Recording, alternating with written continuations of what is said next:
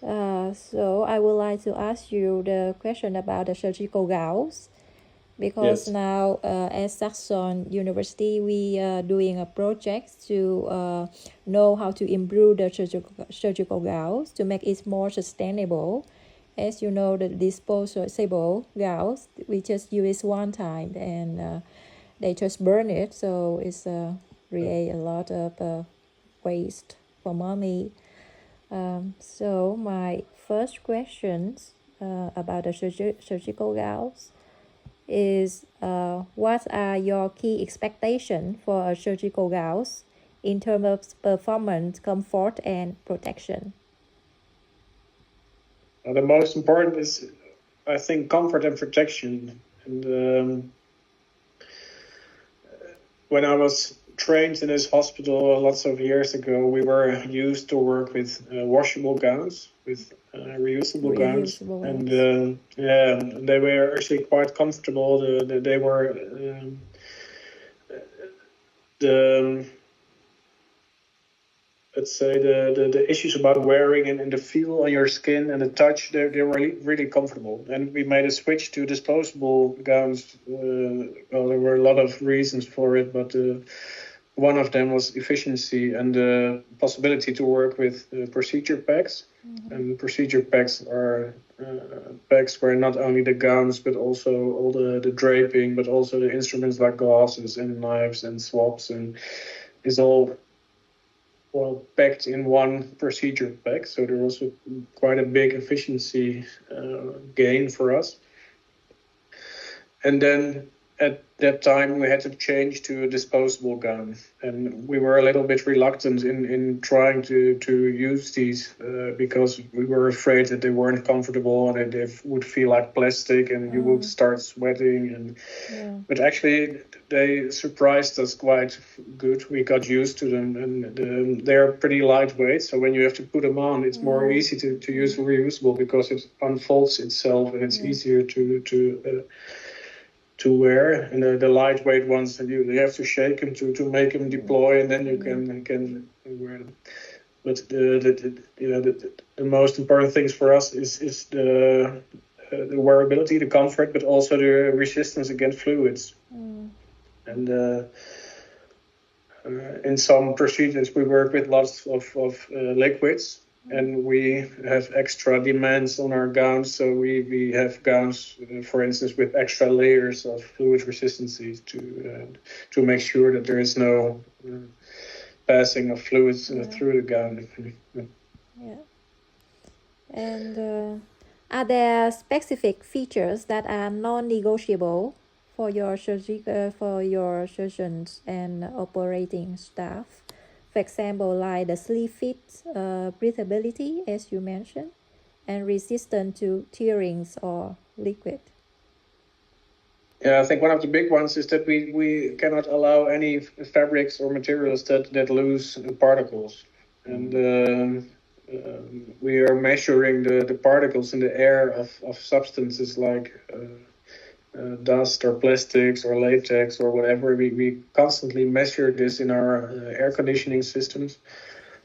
And we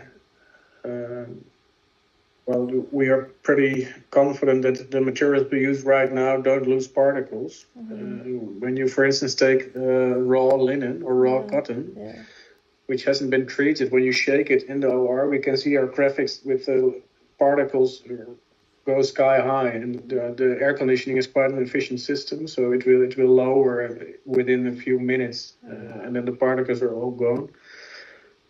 But that's a big issue for us, that materials we use, they are not allowed to lose particles when they touch each other. Then they're not allowed to lose particles. And the breathing is really important. The wearability of the comfort for the surgical team.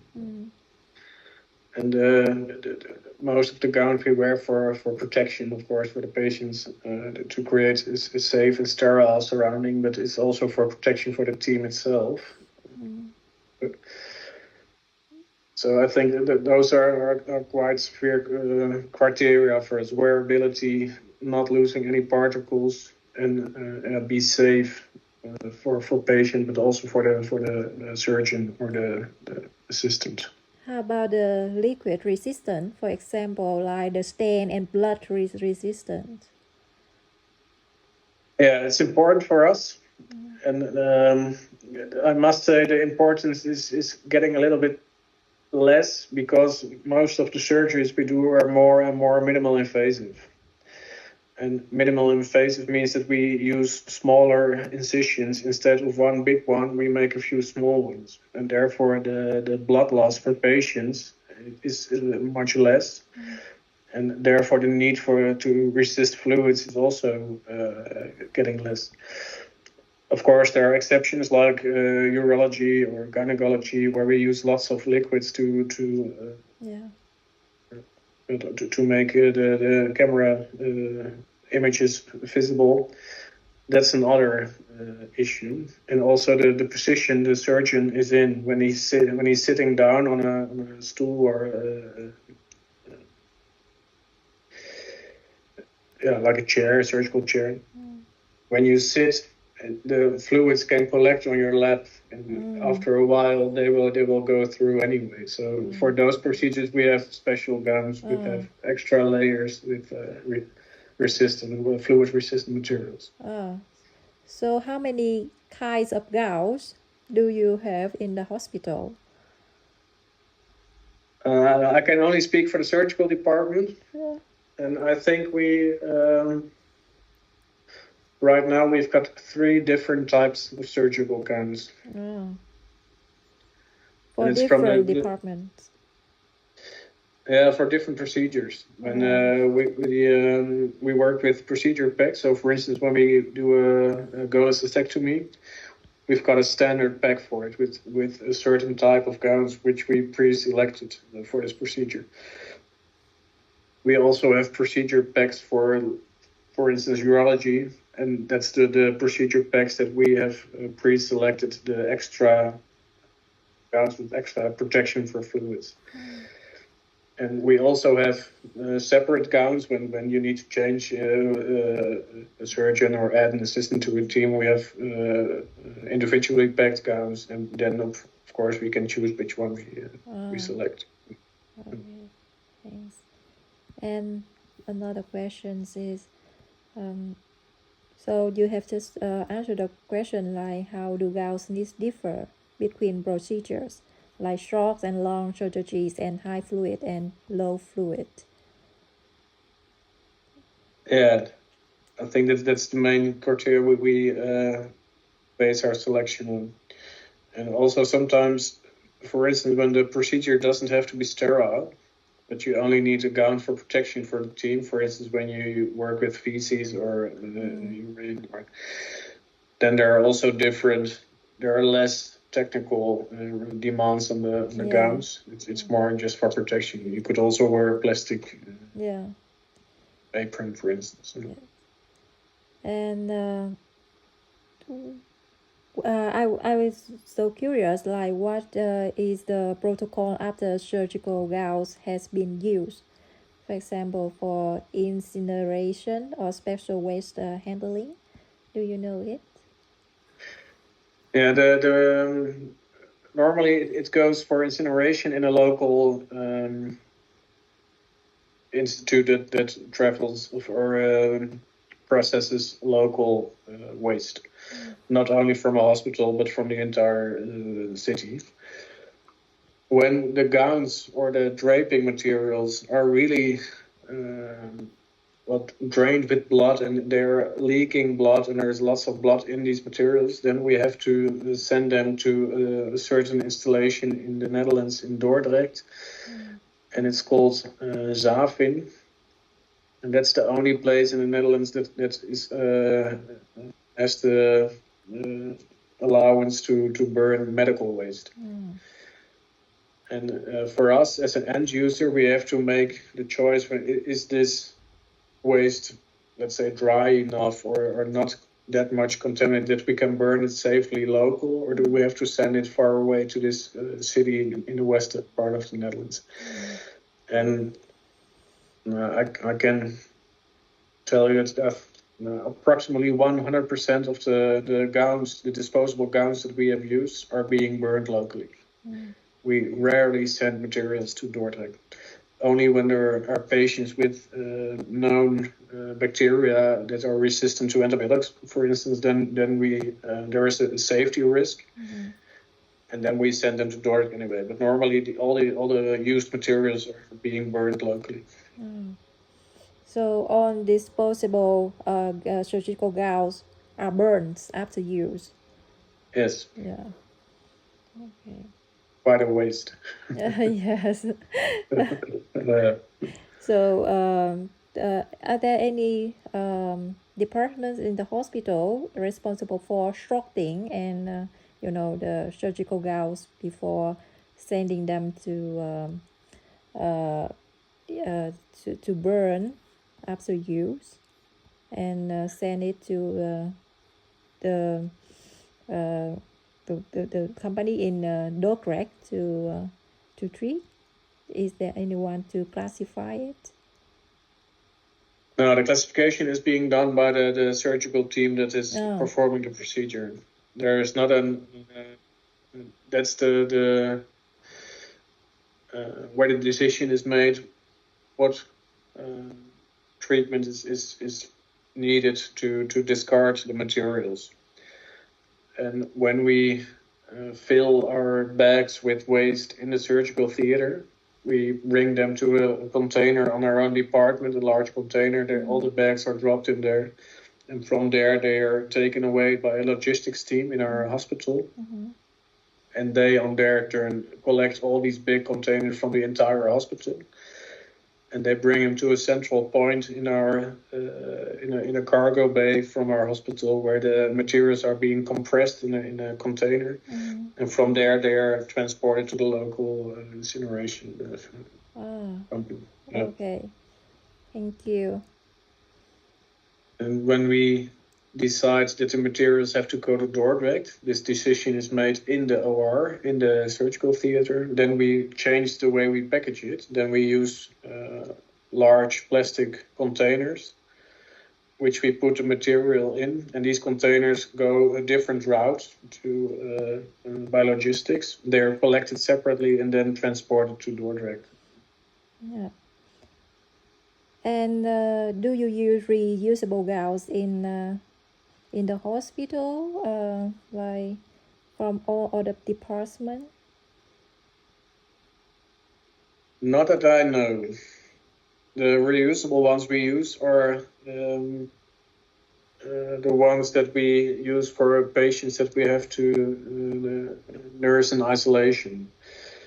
And these are washable gowns, but they're not the ones that are sterile. So they're never used in sterile conditions. And when you ask me if there are surgical gowns that we, if we have them in a reusable way, then the answer is no, we don't use that. So now at the hospital, you just use the disposable gowns. Yes. And the reusable gowns you don't use. No. Oh, okay. I'm so surprised, because people told me now they want to do more research on reusable gowns, to turn on disposable gowns into reusable gowns. Yeah, we are very interested in this topic. That's why I'm talking to you right now, because we have great interest in become more sustainable. Yeah. And the way we use the gowns right now, the material itself, which is polypropylene or whatever, after use, it immediately loses its value. We incinerate it and then it's gone. And we have great interest in discovering ways to become more sustainable, and reusable gowns might be very interesting to us. But the issues we are facing, first of all, the reusable gowns are not combined yet in a procedure bag. Yeah. So there is no choice for us for disposable or reusable, because there is only disposable with the firm we're using. And the other thing is that when I ask a linen supplier for a reusable gown, and I ask them which is the best option and the most sustainable option, they will tell me their option is the best. You can wash it, Yes, let's of say, for course. 20 times, and it's always the same. And when I ask the disposable, they answer me the same. Of course. Yeah, and it's up to me to make a choice. And I really don't know which is the best option. That makes a little bit different or difficult for me. Yes. Yeah. Now we think about the new solutions, like we want to make it more sustainable and can recycle to close the loops. Like with the new material, you can use it as disposable gauze and can replace reusable gauze also, because after using several times with washing, then we can recycle it, and with the special material we can collect the substances and make the new yarn and close the loops of production. It sounds really promising. Yes, it sounds very promising. Yeah. Yeah. And is it a chemical way of recycling the material? Yes, there's some. I do remember the research a little, and there's some substances they dissolve in water. Okay. Yes, like you just throw your surgical gauze after washing into a tank of water with a condition high temperature. Well, high temperature about 80 to 100 degrees Celsius, and you can collect the emulsions of the substance.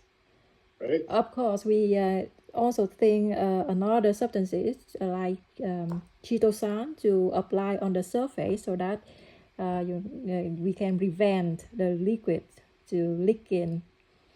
No, in the fibers or the yeah. So or in the material itself. Yeah. Okay. So I think it's still thinking. Great research. Promising. Yeah, it's a new idea. But when I contact with the company about they supply the substance, they don't like it because they lost customer every time. Taking away their business. Yeah. So I still think about how I can interview them because they don't like the idea. Yeah, but they have to adapt to the new world as well. They have to think with you, because the way we work right now, everyone knows that this has to stop some way or whenever. But their business model has to change as well, so they better cooperate with you. I don't know. They haven't back with me through email, so I don't know if they like the idea.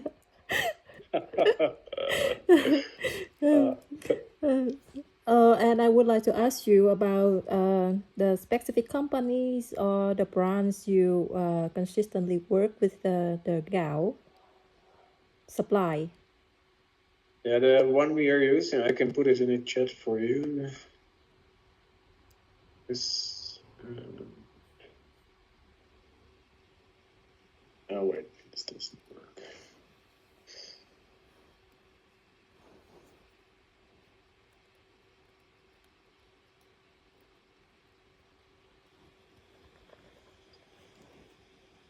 The Mölnlycke is our main supplier of the procedure packs, and the materials we use are also from Mölnlycke.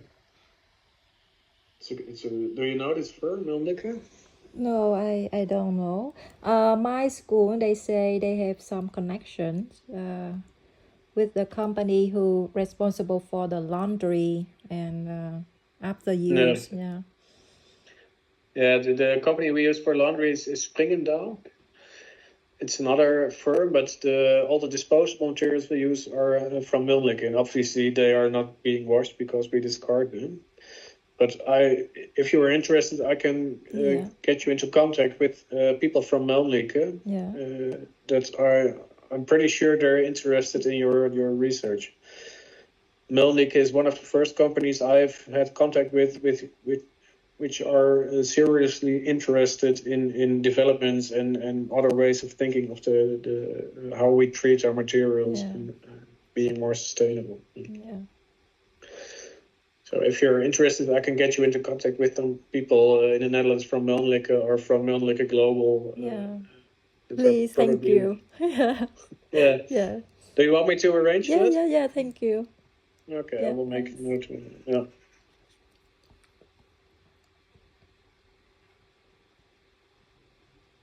I can maybe share. It's quite a big firm, Mölnlycke. It's a global, one of the biggest global players.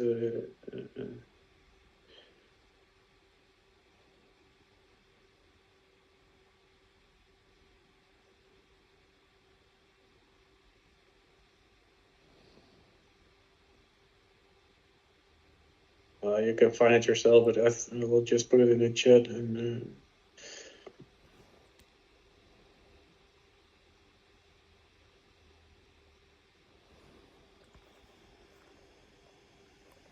this is the Dutch website, but of course there's an international one. It's a Swedish company which has facilities all over the world where they make their material. Yeah. And during the time you use the surgical gauze, do you have any feedback about the quality or something you concern for the supplier? No, not really. When we just started with the materials, everybody had to get used to them, of course, because the reusable gowns that we were used to were, well, as we said, they have more weight, so they're more comfortable to put on. But when everybody got used to these materials, we used them for, I believe, almost 15 years now. So they don't know any better than this, and it is what it is. So there is no active feedback about the gowns itself. We are just used to working with them. The only time when you get feedback is when you change the supplier. Then they're getting awake and Okay, I get it. Okay, Yep. Thank you a lot for your time and support.